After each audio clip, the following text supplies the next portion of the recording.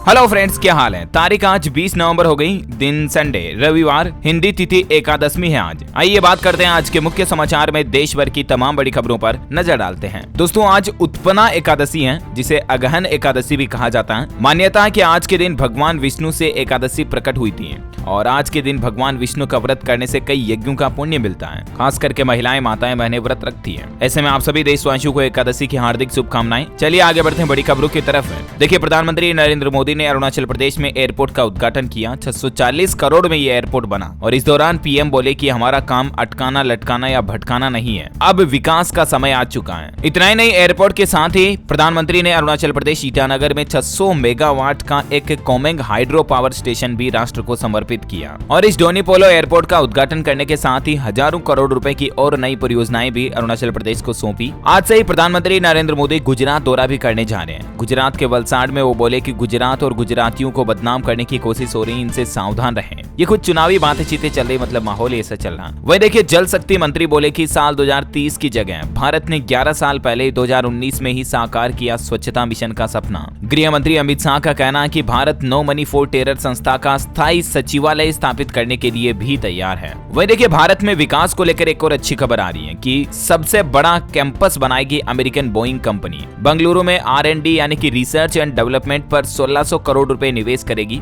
ये American aircraft company. अब देखिए, मतलब विदेशी कंपनियां भी भारत में निवेश करने के लिए ज्यादा ट्रस्ट करने लगी हैं समय के साथ साथ, तो ये भारत के लिए अच्छी बात है। इससे लोगों को रोजगार मिलेगा, इंफ्रास्ट्रक्चर बढ़ेगा। अच्छा, वही देखिए, अगली बड़ी खबर आ रही है। फीफा 2022 पर एलन मस्क ने बड़ा ऐलान कर दिया कि ट्विटर पर दिखाया जाएगा इस बार वर्ल्ड कप का पहला मैच। मस्क बोले कि बेस्ट कवरेज और रियल टाइम कमेंट्री भी होगी, यानी कि फुटबॉल का फीफा वर्ल्ड कप मैच इस बार आपको ट्विटर पर लाइव देखने को मिलेगा। 20 नवंबर को ये मैच होने वाला है। अगली बड़ी खबर आ रही है कि भारत को UNSC का स्थायी सदस्य बनाना चाहता है फ्रांस। कहा ताकतवर देशों की बड़े भागीदारी। कल ब्रिटेन ने भी यही मांग की थी। अच्छा, ऑटोमोबाइल इंडस्ट्री से खबर आ रही है कि मारुति अल्टो K10 का CNG वर्जन लॉन्च हो चुका है। इसमें आपको 33.85 किलोमीटर प्रति लीटर का माइलेज मिलेगा और इसकी प्राइस की बात करें तो एक्स शोरूम प्राइस 5,94,000 रुपए है। वहीं किया इंडिया ने भी एक नया मोबाइल ऐप लॉन्च किया, जिस मोबाइल ऐप पर आपको वारंटी से लेकर एक्सेसरीज तक सारी जानकारी, सारे काम एक ही प्लेटफॉर्म पर सुविधाएं मिल पाएगी। किया मोटर्स इंडिया की तरफ से ये नया ऐप लॉन्च किया गया, माई किया के नाम से। अच्छा, अगला अपडेट आ रहा है कि बद्रीनाथ धाम के कपाट शीतकाल के लिए बंद होने जा रहे आज से ही। कपाट बंद होने से पहले मंदिर को फूलों से सजाया गया। ये कुछ तस्वीरें आप देख सकते हैं। और इस सीजन में, इस साल 2022 में बद्रीनाथ में रिकॉर्ड तोड़ श्रद्धालुओं ने दर्शन किए। आज 20 नवंबर को बद्रीनाथ धाम के कपाट बंद होंगे और इस साल 2022 में 17 लाख से भी ज्यादा लोग बद्रीनाथ पहुंचे हैं। और क्योंकि अभी सर्दियों का सीजन आ चुका है, बर्फबारी होती रहेगी, बर्फ जमी रहेगी, इसीलिए पूरे कई महीनों तक मतलब कपाट बंद रहेंगे। अगले साल वापस अप्रैल मई में ये मंदिर खुलेगा। भगवान बद्रीनाथ की कृपा हम सभी की जिंदगी पर बनी रहे, हमारी यही प्रार्थना है। अगर आपकी भी यही इच्छा है तो इस वीडियो पर लाइक कर दीजिए अभी का भी, और सब्सक्राइब नहीं किया हुआ DLS न्यूज चैनल को तो सब्सक्राइब भी कर लेना, ताकि आपको रोजाना काम की खबरें, ऐसे ही समाचार मिलते रहेंगे। चलिए आगे बढ़ते हैं। अगली बड़ी खबर देखिए, भारत के लिए बड़े ही गौरव की बात है। मणिका बत्रा ने रचा इतिहास। एशियन टेबल टेनिस चैंपियनशिप में ब्रॉन्ज मेडल जीतने वाली पहली भारतीय महिला बन चुकी है। ये 27 साल की उम्र मणिका ने एशियन टेबल टेनिस चैंपियनशिप में ब्रॉन्ज मेडल जीत लिया है और भारत का नाम इंटरनेशनल लेवल पर रोशन किया है। मेनी कांग्रेट्स इनको वाकई में। अच्छा, अगला अपडेट देखिए, अमृतसर अहमदाबाद के बीच सीधी उड़ान सेवा शुरू होने जा रही है। 1 दिसंबर से सप्ताह में 3 दिन चलेगी इंडिगो की फ्लाइट और इस नए रूट पर फ्लाइट से रुपये और समय दोनों की बचत होगी लोगों की। 5,000 का टिकट होगा, 2 घंटे का सफर होगा। अच्छा, संसद का शीतकालीन सत्र 7 दिसंबर से शुरू होगा, जो कि 29 दिसंबर तक चलेगा। 23 दिन में 17 बैठकें होंगी। वहीं दोस्तों, एक श्रद्धांजलि। बॉलीवुड की महान एक्ट्रेस तबसुम का 78 साल की उम्र में निधन हो चुका है। ये तस्वीर आप देख पा रहे होंगे, इनके जवानी की तस्वीरें। इनको आपने दूरदर्शन के कई कार्यक्रमों में, सीरियल्स में देखा होगा। दूरदर्शन पर DD नेशनल पर उस समय शो आता था, फूल खिले हैं गुलशन गुलशन। 21 साल तक वो सीरियल चला था। उसमें तबस्सुम ने अपना किरदार बखूबी निभाया था। कई फिल्मों में भी काम किया इन्होंने,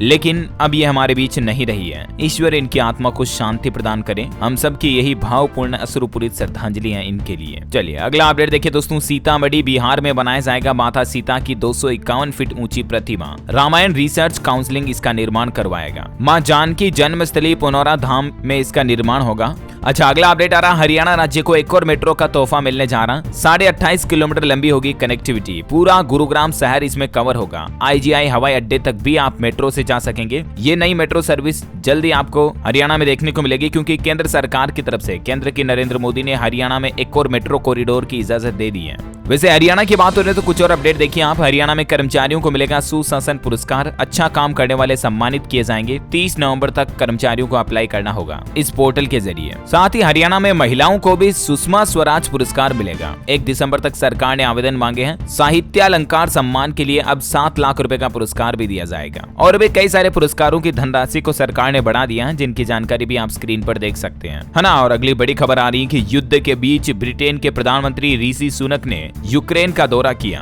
और अभी भी उन्होंने समर्थन जारी रखने का वादा किया है, यानी कि ब्रिटेन अभी भी यूक्रेन का समर्थन देता रहेगा। अच्छा, मारुति सुजुकी की कार खरीदना अब और आसान होगा। देश में अगले साल तक कंपनी 3700 अलग अलग लोकेशंस पर नए शोरूम भी लगाएगी।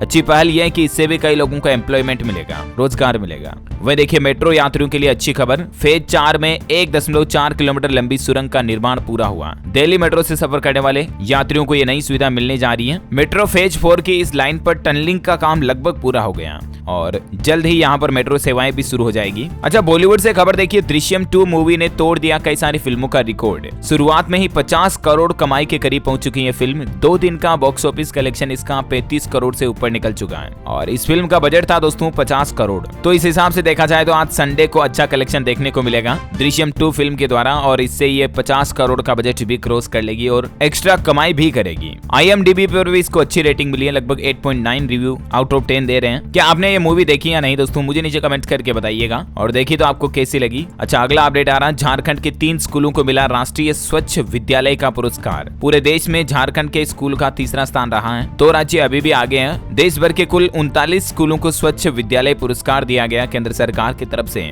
जिसमें 3 स्कूल झारखंड राज्य के रहे और पहले और दूसरे नंबर पर गुजरात और पुडुचेरी राज्य के स्कूल रहे, है ना। और साथ ही अगला अपडेट आ रहा है कि ट्विटर और अमेजोन के बाद अब जोमेटो कंपनी भी कर्मचारियों की छटनी शुरू कर चुकी है। टोटल वर्क फोर्स में से लगभग 4% एम्प्लॉइज को कंपनी बाहर निकालेगी। 3 टॉप ऑफिशियल्स पहले ही इस्तीफा दे चुके हैं। अच्छा, फीफा वर्ल्ड कप 2022 को लेकर मद्रास हाईकोर्ट ने भी एक बड़ा फैसला लिया और इस बार मतलब 12,000 से ज्यादा वेबसाइट्स पर बैन लगा दिया जो फीफा वर्ल्ड कप का लाइव प्रसारण नहीं कर पाएंगी। ये टूर्नामेंट लगभग 1 महीने तक चलेगा और इसके कॉपीराइट अधिकार अभी वायाकॉम 18 के पास है, जो इन देशों में फीफा वर्ल्ड कप के लाइव मैचों का प्रसारण करेंगे और इसीलिए दूसरी जितनी भी डुप्लीकेट वेबसाइट्स थी उन सभी को बैन कर दिया मद्रास हाईकोर्ट ने। अच्छा भाई, खेल समाचार पर खबर है कि ऑस्ट्रेलिया वर्सेस इंग्लैंड में ऑस्ट्रेलिया ने दूसरे वनडे में इंग्लैंड को 72 रन से हराया। 3 मैचों की सीरीज में बनाई 2-0 की अजय बढ़त। इसरो की एक और बड़ी सफलता, इसरो ने गगनयान की सुरक्षा के लिए झांसी में एक बड़ा टेस्ट किया। अब गगनयान की सेफ लैंडिंग हो सकेगी। क्रिकेट फैंस के लिए भी अच्छी खबर आ रही है कि जल्द ही क्रिकेट मैच को भी ओलंपिक में शामिल किया जा सकता है। 6 देशों के बीच टूर्नामेंट आयोजित कराए जा सकते हैं, इस तरह की मीडिया रिपोर्ट्स भी चल रही है। अच्छा वहीं किसान भाई लोगों के लिए भी एक बड़ी अच्छी खुशखबरी आ रही है। फसल को लेकर एक नया शानदार मोबाइल ऐप आया है जिसमें एक फोटो क्लिक करते ही कीटों की पहचान कर पाएंगे। दरअसल स्विट्जरलैंड की कृषि रसायन कंपनी सिजेंटा ने फसल कीट या रोग के हमले की पहचान करने के लिए मोबाइल ऐप में एक फीचर विकसित किया है। क्रॉप डॉक्टर नाम से ये फीचर है जिसमें आप कीट का फोटो खींच करके ये पता लगा पाएंगे कि फसल में ये कीट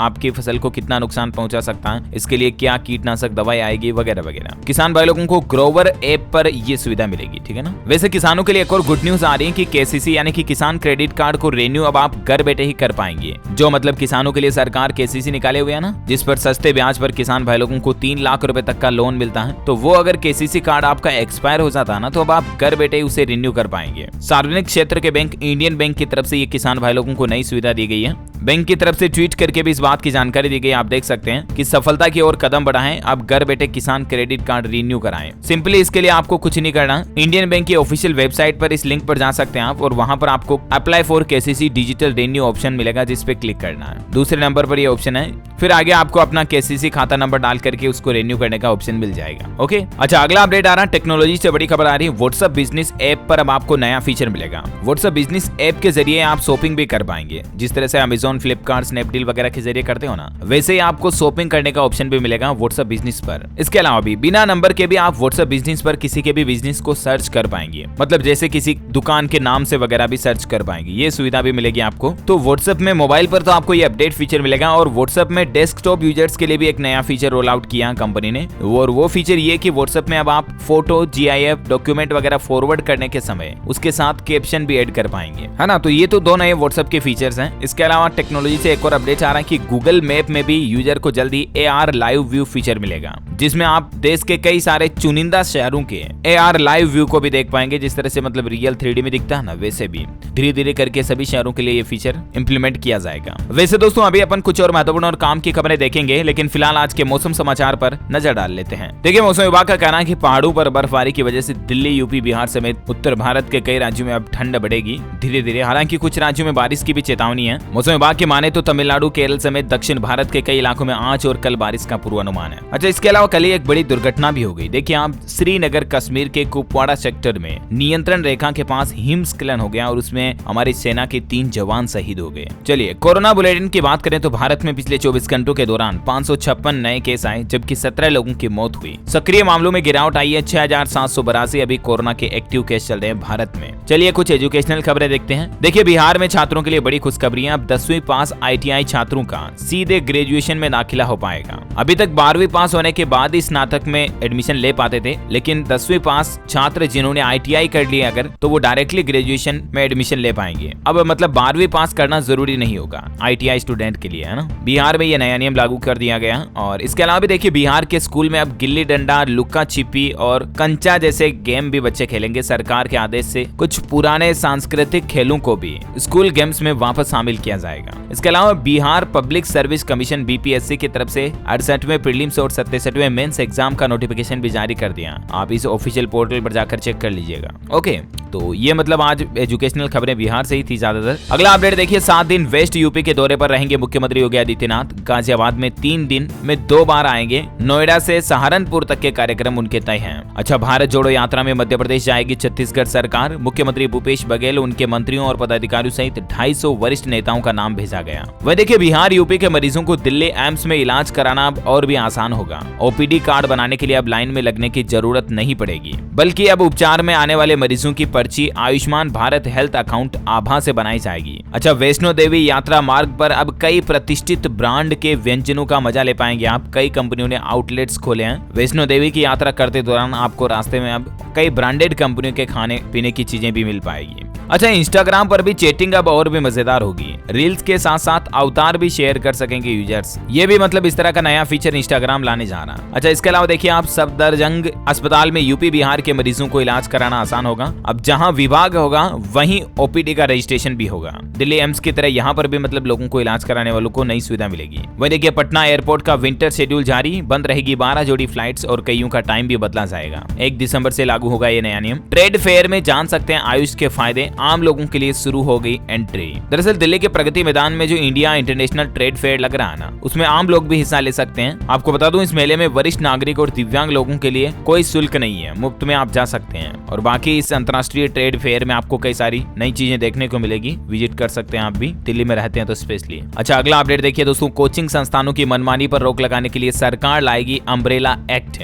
राजस्थान सरकार ये नई पहल शुरू करने जा रही है, जिसके तहत मतलब कोचिंग सेंटर पर बच्चों की फीस में मनमानी, कई सारी सुविधाओं से संबंधित, कई सारे बच्चों को कोचिंग सेंटर पर सही वातावरण नहीं मिल पाता, कई बच्चों का हरेसमेंट किया जाता। तो इस तरह की घटनाओं को देखते हुए राजस्थान सरकार कोचिंग सेंटर्स के लिए कुछ नए नियम लागू करने जा रही है, जिसका नाम रखा गया अम्ब्रेला एक्ट। देखते हैं ये रूल्स आउट होने के बाद क्या क्या इसमें नियम होते हैं, मैं आपको बता दूंगा अपडेट। अच्छा भाई देखिए, यूपी आगरा में अब MG रोड पर रावली पुल होगा 4 लेन, जल्द शुरू होगा काम, कुछ दिन की जेल नहीं होगी परेशानी। अच्छा, वर्ल्ड कार अवार्ड विनर से लेकर अफोर्डेबल कारों तक साल 2023 में भारत में कई सारी नई इलेक्ट्रिक गाड़ियां भी लॉन्च होती देखने मिलेगी आपको। अगर आप भी कार लेने की सोच रहे हैं तो थोड़ा और रुकिए, 2023 में ही देखते हैं, कुछ सस्ती इलेक्ट्रिक कार भी आपके लिए ऑप्शन हो सकती है। वैसे कारों की बात हो रही तो आपको बता दूं, किया सेल्टोस नए वेरिएंट में लॉन्च हो चुकी है। क्रेटा की भी मुसीबत बढ़ सकती है, हालांकि भारत में इसकी बिक्री अब शुरू होगी, फिलहाल इसको फॉरेन मार्केट में उतार दिया गया। अच्छा वही देखिए, श्रद्धा के शहर में नहीं होगा हिंदू हिंदू मुस्लिम कपल का रिसेप्शन विरोध के बाद किया गया रद्द। दरअसल श्रद्धा केस के बाद महाराष्ट्र के वसई शहर में स्थानीय संगठनों के विरोध के बाद अभी एक हाल ही में ताजा नई शादी होनी थी, जिसमें हिंदू मुस्लिम नवविवाहित जोड़ा है, लेकिन उनकी शादी का रिसेप्शन ही रद्द कर दिया गया ताकि कहीं पब्लिक की भावनाएं भड़की हुई है पहले से ही इस श्रद्धा केस के चलते, तो वहां माहौल खराब ना हो जाए इसलिए। बाकी इस मामले पर भी जांच पड़ताल तेजी से चल रही है। पुलिस कल भी गुरुग्राम पहुंची थी। आफताब से जुड़े कुछ सीसीटीवी फुटेज भी सामने आए जिसमें आफताब सुबह 4 बजे 3 बार बैग ले जाते हुए भी नजर आता है। कुछ फुटेज आप देख सकते हैं और पुलिस को शक है कि इसमें श्रद्धा के टुकड़े ले जा रहा था। ये 18 अक्टूबर का ये सीसीटीवी फुटेज है। खैर पुलिस अपनी कार्रवाई कर रही है और हम सबकी यही इच्छा है कि श्रद्धा को न्याय मिले और इसके गुनहगारों को कड़ी से कड़ी सजा मिले, न्यायालय की तरफ से, कोर्ट की तरफ से, ताकि लोगों का कानून पर विश्वास बरकरार रहे। राइट। अच्छा, अगला अपडेट आ रहा, भारत जोड़ो यात्रा के बीच गुजरात जाएंगे राहुल गांधी। हिमाचल में उन्होंने प्रचार नहीं किया था, लेकिन अब गुजरात जरूर जाएंगे वो। और अंतिम अपडेट है कि स्टील सेक्टर को सरकार ने बड़ी राहत दी है। सरकार ने आयरन ओरे पर एक्सपोर्ट ड्यूटी में कटौती कर दी है, यानी कि लोहा अयस्क पर निर्यात शुल्क में सरकार ने कटौती की है। और इसका फायदा ये होगा कि लोहे और स्टील से बनी हुई चीजें जैसे कि बर्तन वगैरह कुछ मार्केट में सस्ते देखने को मिलेंगे। ओके दोस्तों, तो इसी कड़ी में आज दिन भर की तमाम बड़ी खबरें, मुख्य समाचार, टुडे ब्रेकिंग न्यूज का अपडेट वीडियो यहीं फिनिश होता है। और हाँ, आप मुझे कमेंट करके बताइए कि जैन धर्म का संस्थापक किन्हें माना जाता है। 2 ऑप्शन आपके पास। ऑप्शन ए भगवान महावीर को, ऑप्शन बी सम्राट अशोक को। कमेंट करके बताइए जैन धर्म का वास्तविक संस्थापक किन्हें माना जाता है। जो लोग इस सवाल का सही जवाब इस वीडियो के नीचे कमेंट में देंगे और रैंडमली सेलेक्ट होने पर आप हमारी DLS न्यूज टीम की तरफ से जीत सकते हैं एक शानदार सरप्राइज गिफ्ट, जो कि गिव अवे के रूप में आप तक पहुंचा दिया जाएगा। इसी के साथ ही अगर आपको वीडियो अच्छा लगा तो इसे लाइक करना, शेयर भी करना अपने दोस्तों के साथ फेसबुक और व्हाट्सएप पर। हमारे चैनल DLS न्यूज को सब्सक्राइब करके बेल आइकन जरूर दबा दीजिएगा, ताकि आपको रोजाना के ताजा अपडेट्स और काम की खबरें तुरंत अपने मोबाइल पर मिलती रहेगी। Thank you, take care, goodbye, जय हिंद, जय भारत।